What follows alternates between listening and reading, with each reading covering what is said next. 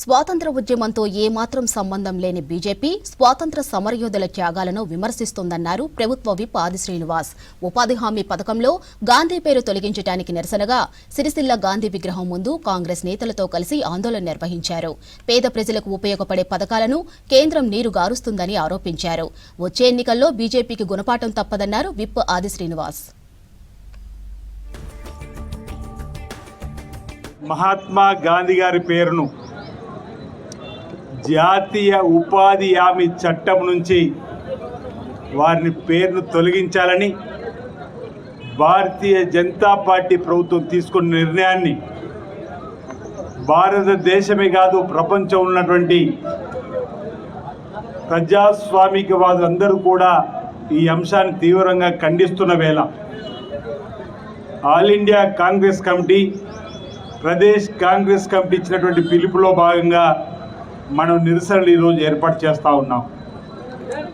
మహాత్మా గాంధీ గారి పేరు ఉపాధి హామీ చట్టం నుంచి పేరును తొలగించినంత మాత్రాన వారి పేరు ప్రజల గుండెల నుంచి మీరు తొలగించలేరని మోదీ, అమిత్ షా గారికి ఈ ధర్నా ద్వారా మనం చెప్పే ప్రయత్నం చేయడానికి ఈ కార్యక్రమాన్ని మనం తీసుకున్నాం.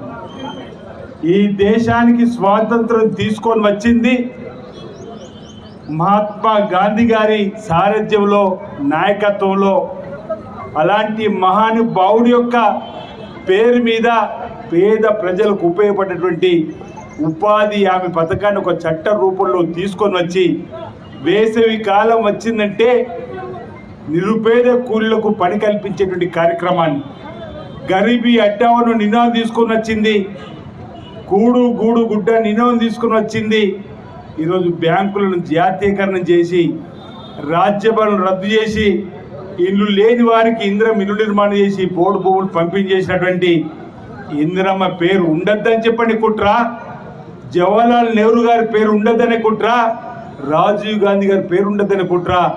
ఆఖరికి ఈ దేశానికి స్వాతంత్రం తీసుకొని వచ్చినటువంటి ఆ మహనీయుడి మీ అధికార బలం ఉందని లోకసభలో మహాత్మా గాంధీ పేరును తీసివేయచ్చు కాక, కానీ మహాత్మా గాంధీ విగ్రహం లేని ఊరు లేదు.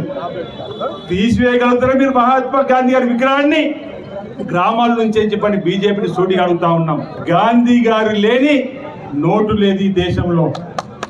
గాంధీ గారి బొమ్మ లేని నోటు లేదు.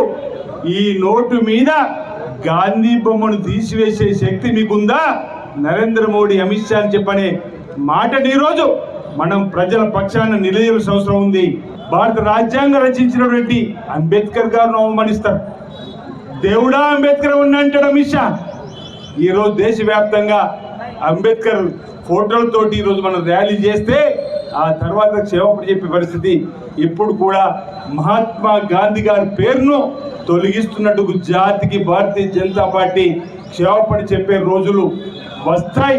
ఒకవేళ అలాంటి పరిస్థితి లేకపోతే రాబో ఎన్నికల్లో భారతీయ జనతా పార్టీకి తగిన మూల్యం చెల్లించే విధంగా ఈరోజు ప్రజలు తగిన